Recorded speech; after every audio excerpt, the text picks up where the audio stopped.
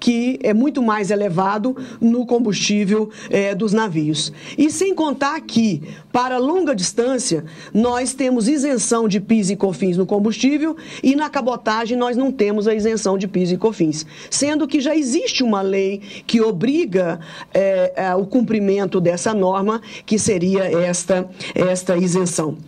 Nós temos um longo estudo na área de praticagem, apenas na área do combustível isso daria em torno de 5% a menos no custo. Na área de praticagem, se nós finalizássemos e aplicássemos o resultado do trabalho da CNAP, que é a Comissão Nacional de Assuntos de Praticagem, poderíamos economizar mais 3%. Isso não custa dinheiro nenhum.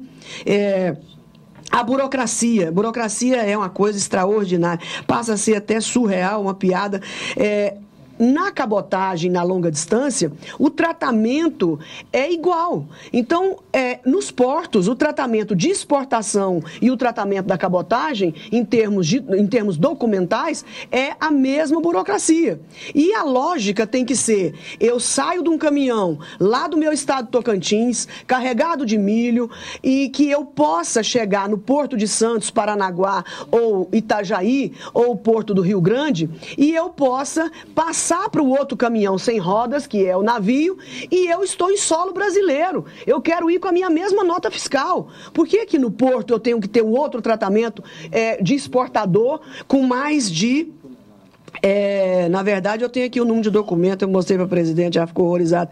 São 15 documentos exigidos para a cabotagem, 12 documentos na cabotagem brasileira.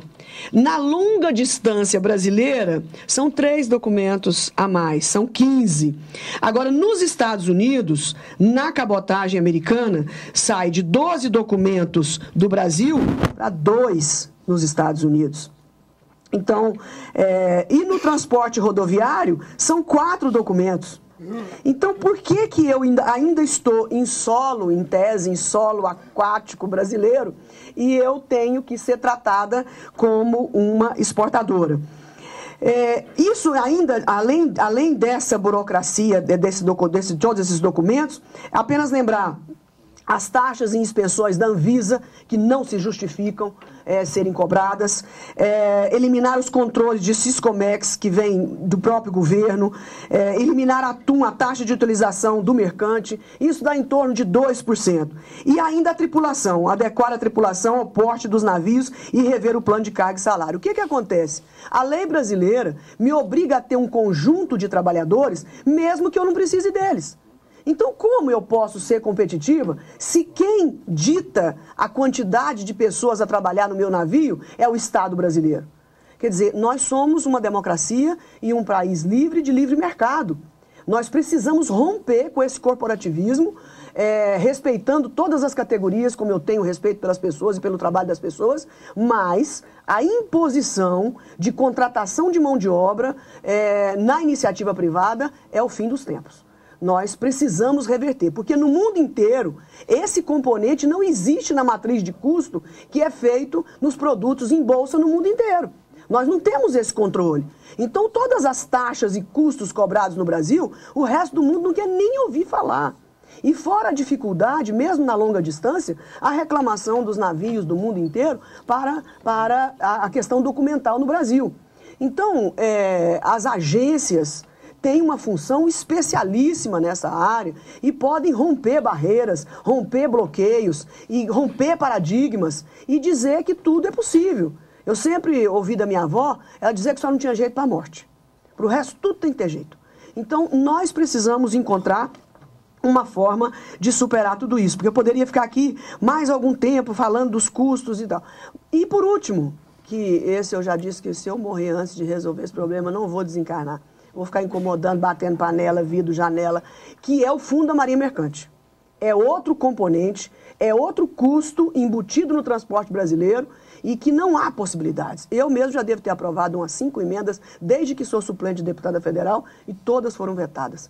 O Fundo da Marinha Mercante, em todo o frete de longa distância, 25% do valor do frete para o Fundo da Marinha Mercante. E na cabotagem são 10% para o Fundo da Marinha Mercante. Para o Nordeste, na cabotagem do Nordeste é isento, Mas levar o quê para onde? Porque nós queremos levar trigo, milho, soja para o Nordeste, para eles fazerem peixe, para eles fazerem suínos, para eles fazerem aves, para alimentar as vacas de leite, o rebanho, os caprinos. Então vamos levar daqui. Então não adianta isentar só o Nordeste, nós temos que isentar toda a costa brasileira desse fundo. Eu não tenho absolutamente nada contra a Marinha Mercante Brasileira, muito ao contrário.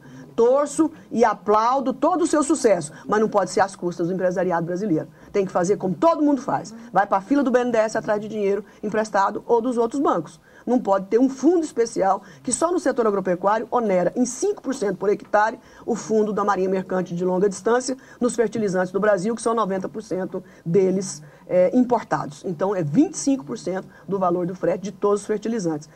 Vocês acham que quem paga esses 25% vai descontar de quem? Vai descontar de quem está lá debaixo de sol e chuva, em cima de um trator plantando.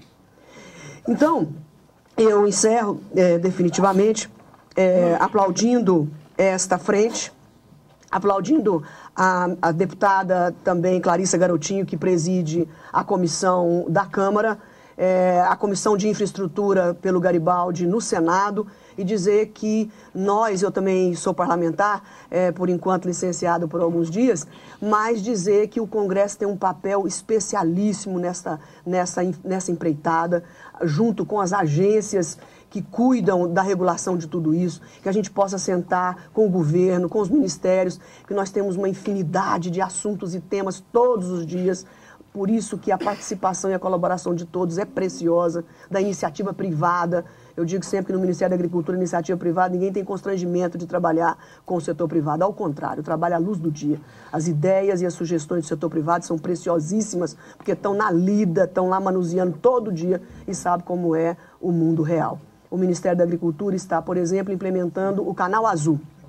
O Canal Azul é um projeto desenvolvido pela USP desde 2008 e que o Ministério não tinha implantado. O que nós vamos fazer? Nós vamos fazer a fiscalização no abate de suíno, aves e bovinos no frigorífico, e hoje esse mesmo contêiner chega no porto, tem que ser aberto novamente para ser fiscalizado de novo. Então nós vamos fazer o LAC, estamos fazendo, já está implementado, 10 frigoríficos do Brasil autorizados. Até o dia 31 de dezembro, 100% dos frigoríficos do país vai fazer a fiscalização na planta, na fábrica, e o container, o lacre eletrônico, as informações vão online para o porto, e chegando lá esse container, nada mais, nada menos que entra no navio e vai embora, sem a necessidade de abrir de novo esse mesmo container. Então nós estamos trabalhando por essa desburocratização. Então eram essas minhas pequenas contribuições e eu agradeço a oportunidade.